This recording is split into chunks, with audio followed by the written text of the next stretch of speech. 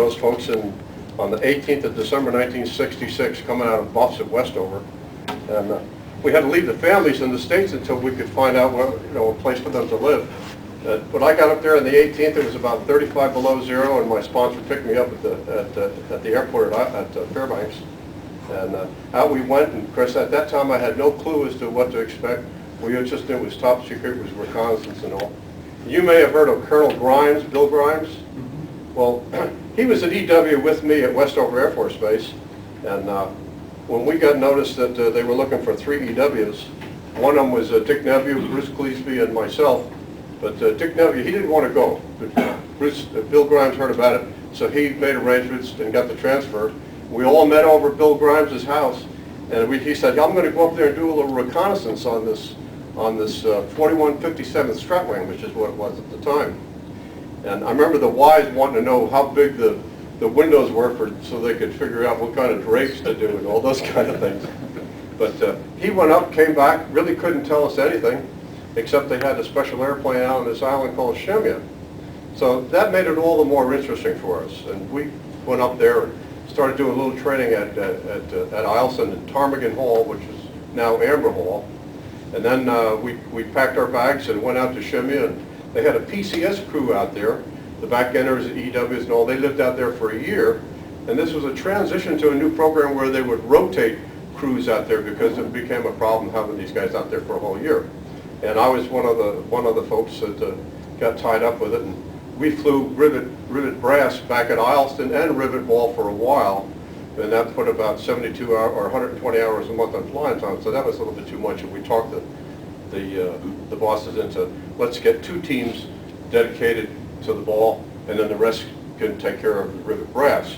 Now the front enders, the pilots, co-pilot, nav 1 and nav 2, they flew the brass, they flew the ball, and they flew rivet amber, so they rotate all around.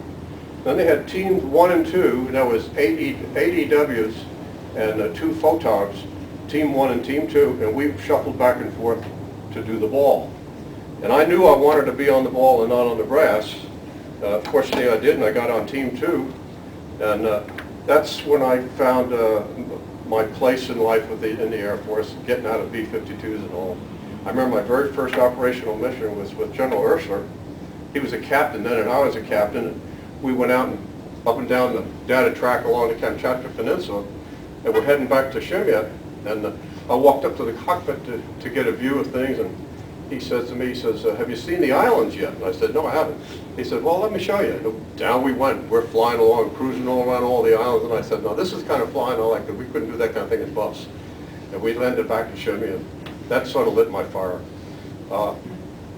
Before I rotated out of there, after 2.5 years, a Master Sergeant Gwatney, he was the senior ranking photog.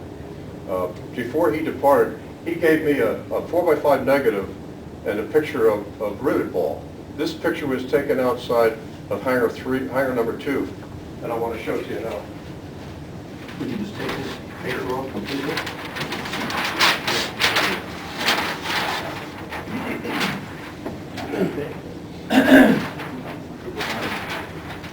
But I noticed when I had a tour around your squadron, I said, well, they don't have a good picture. Just a little bit. Okay, now look. You won't have a PowerPoint on the top.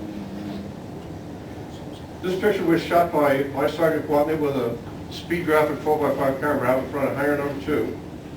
This was around 1968, and I still have the original 4x5 negative. And I was thinking about this last night. I said, my God, this thing is 40 years old.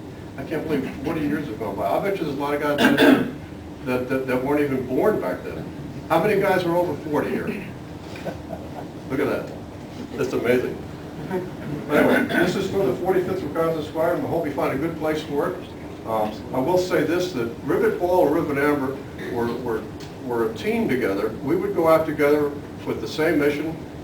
Rivet amber was in hangar 3 and rivet ball was in hangar number 2. But they started their life on Shemya in 1962. It arrived out there, this airplane arrived out there on New Year's Eve 1961 and crashed on the 13th of January 1969. And then of course you know that after that rivet amber crashed. And So they started their life there and they ended it there. So I kind of like to see these guys sort of stay together because they're kind of special. The other thing is, for those of you youngsters out there, those are A-model engines. That's when they try to Yeah. burn water, okay? 2,000 pounds extra thrust per engine, they put out 10,000 static, 12,000 with the water poured in for 135 seconds. And they smoke. An additional 100 decibels of noise. Yes. Very smoky and very noisy. Yeah, yeah. Amber had thrust reverse on it too, which was kind of nice, but of course they have a lot heavier airplane.